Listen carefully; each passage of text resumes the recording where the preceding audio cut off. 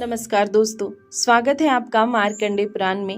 आज हम देखेंगे एक ही परमात्मा के त्रिविध रूप, ब्रह्मा जी की आयु, आदि का मान तथा सृष्टि का संक्षिप्त वर्णन। तो आइए दोस्तों शुरू करते हैं। क्रोस्टुकी ने कहा, भगवान आपने ब्रह्मांड की उत्पत्ति का यथावत वर्णन किया तथा महात्मा ब्रह्मा जी के प्रादुर्भाव की बात भी बतलाई। भृगुकुल नंदन, अब मैं आपसे यह सुनना चाहता हूँ कि प्रलय के अंत में जबकि सबका उपसंहार हो जाता है और प्राणियों की सृष्टि नहीं हुई होती, क्या शेष रहता है अथवा कुछ रहता ही नहीं। मार्कंडेय जी बोले, मुने, जब यह संपूर्ण जगत प्रकृति में लीन होता है उस समय की स्थिति को विद्वान पुरुष प्राकृत प्रलय कहते हैं।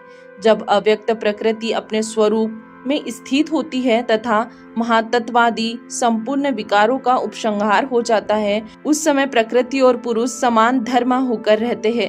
उस समय सत्व और तम समान रूप में और परस्पर ओत प्रोत रहते हैं तथा जैसे तिल में तेल और दूध में घी रहता है, उसी प्रकार तमोगुण और सत्व गुण में रजोगुण घुल मिला रहता है।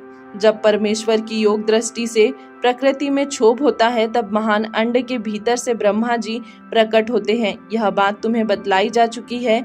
यद्यपि ब्रह्मा जी संपूर्ण जगत की उत्पत्ति के स्थान और निर्गुण हैं, तथापि रजोगुण का उपभोग करते हुए सृष्टि में प्रवृत्त होते हैं और ब्रह्मा के कर्तव्य का पालन करते हैं।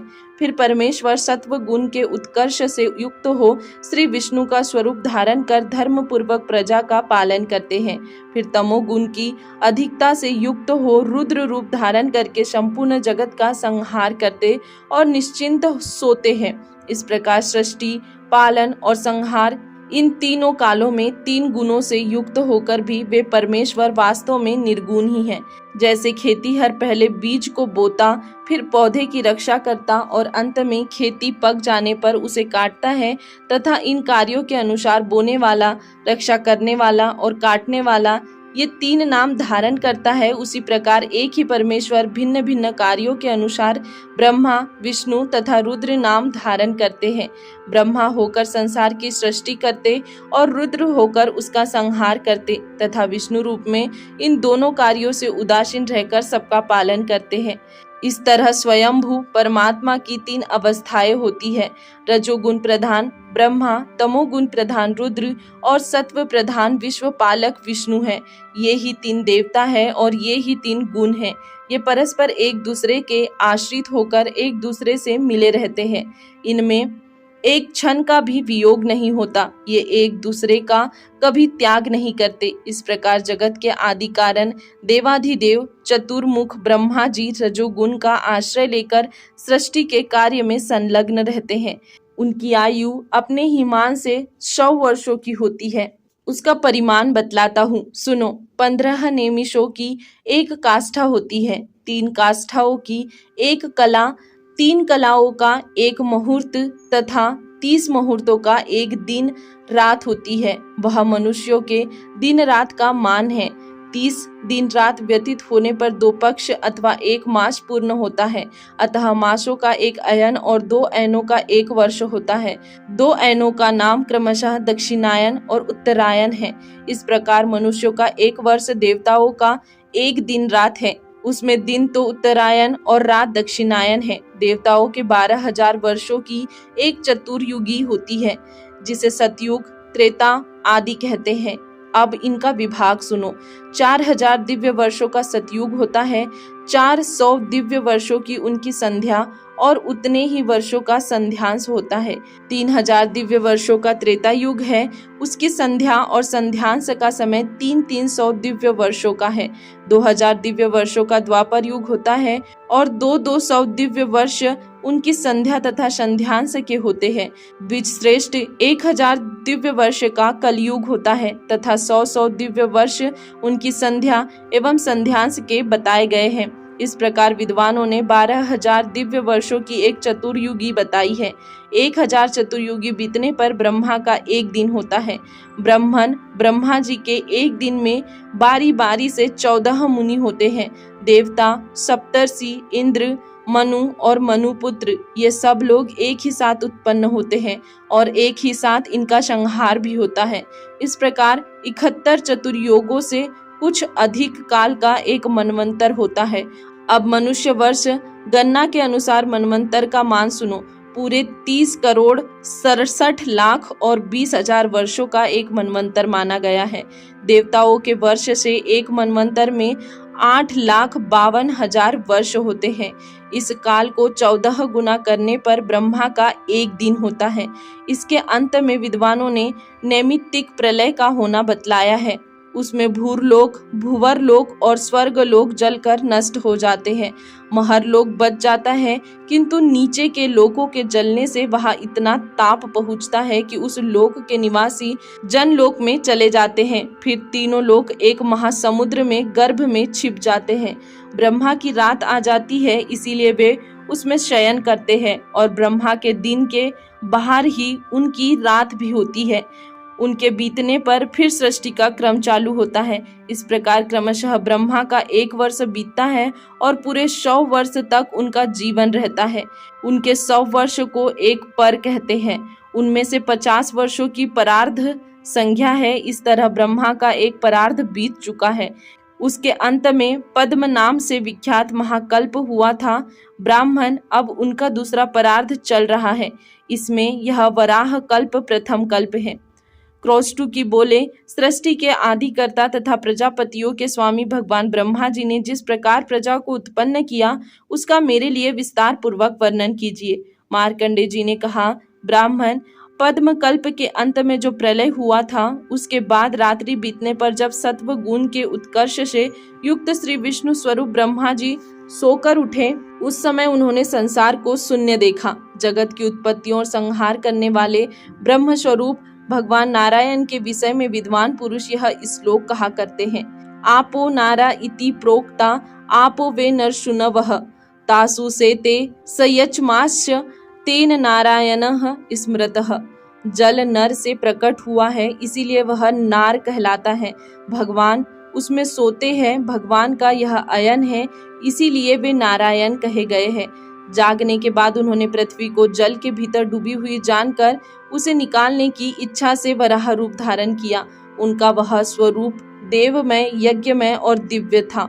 उन सर्वव्यापी भगवान ने वराह रूप से ही जल में प्रवेश किया और पाताल से पृथ्वी को निकालकर जल के ऊपर रखा। उस समय जल लोक निवासी सिद्धगण उन जगदीश्वर का चिंतन एवं स्तवन कर रहे थे। पृथ्वी उस जल राशि के ऊपर बहुत बड़ी नौका की भांति स्थित हुई। पृथ्वी का आकार बहुत विशाल और विस्तृत है, इसीलिए वह जल में डूब नहीं पाती। तदंतर पृथ्वी को बराबर करके भगवान ने उस पर पर्वतों की सृष्टि की। पूर्व कल्प की सृष्टि जब प्रलयाग्नि से दग्ध होने लगी थी, उस समय सब पर्वत पृथ्वी पर खंड खंड होकर बिखर गए और एकार्णव के जलने में डूब गए। फिर वायु के द्वारा वहां बहुत सा जल एकत्रित हुआ। उस जल से भीगकर और प्रवाह में बहकर जो पर्वत जहां लग गए, वो वही अचल रूप से स्थित हो गए। क्रौष्टुकी ने कहा, ब्राह्मण, आपने थोड़े में ही सृष्टि का भलीभांति वर्णन किया। अब मुझे देवता आदि की उत्पत्ति का वृत्तांत विस्तार के साथ बतलाइए। मार्कंडेय जी बोले, ब्राह्मण, ब्रह्मा जी ने जब सृष्टि रचने का विचार किया, तब पहले उनसे मानस पुत्र ही उत्पन्न हुए। तदंतर देवता, असुर, पितर और मनुष्य, इन चारों को उत्पन्न करने की इच्छा से उन्होंने जल में अपने को योग युक्त किया। योगस्थ होने पर ब्रह्मा जी के कटि प्रदेश से पहले असुरों की उत्पत्ति हुई। तब उन्होंने अपने उस तमोगुनी शरीर को त्याग दिया। त्यागने पर वह शरीर रात्रि के रूप में परिणत हो गया और फिर दूसरा शरीर धारण करके जब प्रजापति ने सृष्टि का विचार किया, तब उन्हें प्रसन्नता हुई। उस अवस्था में उनके मुख से सत्व गुण के उत्कर्ष से युक्त देवता उत्पन्न हुए। फिर भगवान ब्रह्मा ने उस शरीर को भी त्याग दिया। त्यागने पर वह सत्व प्राय दिन के रूप में परिणत हो गया। तदंतर पुनः उन्होंने सत्वगुणी शरीर को ही धारण किया। उस समय उन्होंने अपने को सबका पिता माना, इसीलिए उनसे पितरों की उत्पत्ति हुई। पितरों की सृष्टि के बाद ब्रह्मा जी ने वह शरीर भी छोड़ दिया। वह छोड़ा हुआ शरीर संध्या काल के रूप में परिणत हुआ, जो दिन और रात के मध्य में स्थित होता है। तत्पश्चात भगवान ब्रह्मा ने रजोगुण की अधिकता से युक्त दूसरा शरीर धारण किया। उससे मनुष्यों की उत्पत्ति हुई। मनुष्यों की सृष्टि के बाद उस शरीर को भी उन्होंने त्याग दिया। वह शरीर ज्योत्सना काल के रूप में परिणत हुआ, जो रात के अंत और दिन के प्रारंभ में हुआ करता है। इस प्रकार ये दिन, रात, संध्या और ज्योत्सना काल देवाधिदेव भगवान ब्रह्मा के शरीर है। ब्रह्मा जी ने अपने प्रथम मुख से गायत्री छंद, ऋग्वेद, ऋव्रत, रथंतर, साम तथा अग्निष्टोम यज्ञ को उत्पन्न किया। दक्षिण मुख से यजुर्वेद, त्रिष्ठूप छंद, पंचदश सतोम तथा बृहत साम की सृष्टि की। पश्चिम मुख से सामवेद, जगती छंद, पंचदश स्तोम, वैरूप शाम तथा अतिरात्र यज्ञ का निर्माण किया और उत्तर मुख से 21 अथर्व, आप्तोर्याम यज्ञ, अनुष्ठूप छंद तथा वैराज साम को प्रकट किया। उन्होंने कल्प के आदि में बिजली, वज्र, मेघ, लाल इंद्रधनुष और पक्षियों की सृष्टि की तथा उनके शरीर से छोटे बड़े अनेक प्राणी उत्पन्न हुए। पूर्व काल में देवता, असुर, पितर और मनुष्य, इन चारों की सृष्टि करने के पश्चात उन्होंने अन्य स्थावर जंगम प्राणियों को उत्पन्न किया। यक्ष, पिशाच, गंधर्व, अप्सरा, नर, किन्नर, राक्षस, पशु, पक्षी, मृग, सर्प आदि जंगम तथा स्थावर भूतों की सृष्टि की। उनमें से जिनके पूर्व कल्प में जैसे कर्म थे वैसे ही कर्म वे पुनः पुनः नूतन सृष्टि में प्राप्त करते हैं। हिंसा, अहिंसा, मृदुता, क्रूरता, धर्म, अधर्म तथा सत्य, असत्य को वे पुनर्जन्म की भावना के अनुसार ही प्राप्त करते हैं और उस भावना के अनुकूल वस्तु ही उन्हें रुचिकर जान पड़ती है। इंद्रियों के विषयों, भूतों तथा शरीरों में स्वयं ब्रह्मा जी ही नाना तत्व का विधान किया है। इंद्रियों के विषयों, भूतों तथा शरीरों में स्वयं ब्रह्मा जी ने ही नाना तत्व का विधान किया है। उन्हें अनेक रूपों में उत्पन्न किया है। देवता आदि भूतों के नाम और रूप का तथा कार्यों के विस्तार का उन्होंने वेद के शब्दों में ही प्रतिपादन किया है।